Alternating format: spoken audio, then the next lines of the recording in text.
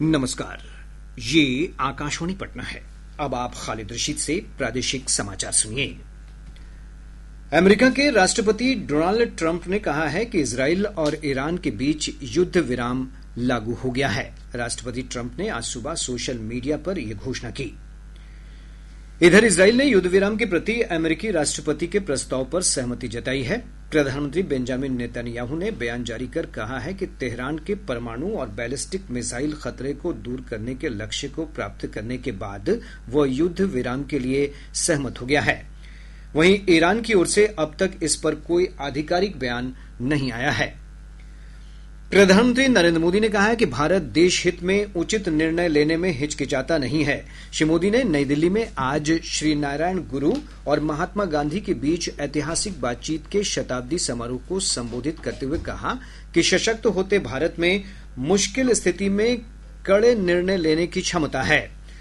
उन्होंने पाकिस्तान प्रायोजित आतंकवाद के खिलाफ हाल ही में भारत के ऑपरेशन सिंदूर का जिक्र करते हुए कहा कि दुनिया ने देखा कि कैसे 22 मिनट में ही दुश्मन घुटने पर आ गया। श्री मोदी ने कहा कि ऑपरेशन सिंदूर से भारत ने आतंकवाद के खिलाफ अपनी कठोर नीति को दुनिया के सामने स्पष्ट कर दिया है। प्रधानमंत्री ने कहा कि हमने दिखा दिया कि भारतीय का खून बहाने वाले आतंकवादियों के लिए कोई भी ठिकाना सुरक्षित नहीं है। श्री मोदी ने श्री नारायण गुरु को श्रद्धापूर्वक याद किया। उपराष्ट्रपति जगदीप धनखड़ ने कहा है कि आर्थिक विकास और संरचनात्मक विकास की दिशा में केंद्र सरकार ने पिछले 10 वर्षों में उल्लेखनीय कार्य किए हैं। मुजफ्फरपुर में एल.एन. मिश्रा संस्थान के स्थापना दिवस कार्यक्रम को संबोधित करते हुए श्री धनखड़ ने कहा कि युवाओं को देश के विकास में योगदान देने के लिए तत्पर रहना चाहिए।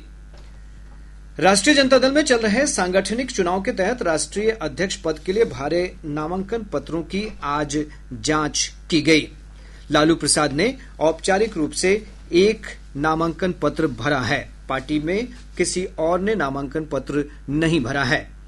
इधर भाजपा के वरिष्ठ नेता और केंद्रीय मंत्री नित्यानंद राय ने राजद अध्यक्ष पद के लिए लालू प्रसाद के नामांकन भरने पर अपनी प्रतिक्रिया में कहा है कि आरजेडी परिवारवाद से बाहर जा ही नहीं सकती है। पटना में पत्रकारों से बातचीत करते हुए श्री राय ने कहा कि आरजेडी एक परिवारवादी पार्टी है जो भ्रष्टाचार और पारिवारिक हितों को साधने के लिए ही बनाई गई है। प्रादेशिक समाचार आप आकाशवाणी पटना से सुन रहे हैं। नवादा जिले के गोविंदपुर थाना क्षेत्र स्थित ककोलत जल प्रपात में भीषण बाढ़ की स्थिति बनी हुई है। राज्य से सटे झारखंड के क्षेत्रों में भारी बारिश के कारण आई अचानक बाढ़ से पूरा क्षेत्र जलमग्न हो गया है। पर्यटकीय क्षेत्र प्रपात की सीढ़ियों पर पानी के दबाव से कई जगह रेलिंग भी क्षतिग्रस्त हो गई है। प्रशासन ने हालात के मद्देनजर पर्यटकों की आवाजाही को पूरी तरह प्रतिबंधित कर दिया है। साथ ही आपदा दल की मदद से जल प्रपात और आसपास के इलाकों में राहत के काम चलाए जा रहे हैं। दक्षिण पश्चिम मानसून राज्य के अधिकतर भागों में सक्रिय हो गया है। मौसम विभाग की रिपोर्ट के अनुसार पिछले 24 घंटों के दौरान पूर्वी चंपारण, गोपालगंज, सीवान, किशनगंज, अररिया, कैमूर और बक्सर समेत राज्य के कई भागों में भारी बारिश दर्ज की गई है। विभाग ने अपने पूर्वानुमान में बताया है कि अगले 24 घंटों में पश्चिम चंपारण, पूर्वी चंपारण, सीतामढ़ी, मधुबनी और सुपौल जिलों में कुछ स्थानों पर भारी बारिश की आशंका है। इसे लेकर ऑरेंज अलर्ट जारी किया गया है। शेखपुरा जिला समाहरणालय के पास प्रधानमंत्री ग्रामीण आवास योजना के तहत कार्यरत आवास सहायक, लेखापाल और पर्यवेक्षकों ने अपनी मांगों को लेकर आज धरना दिया।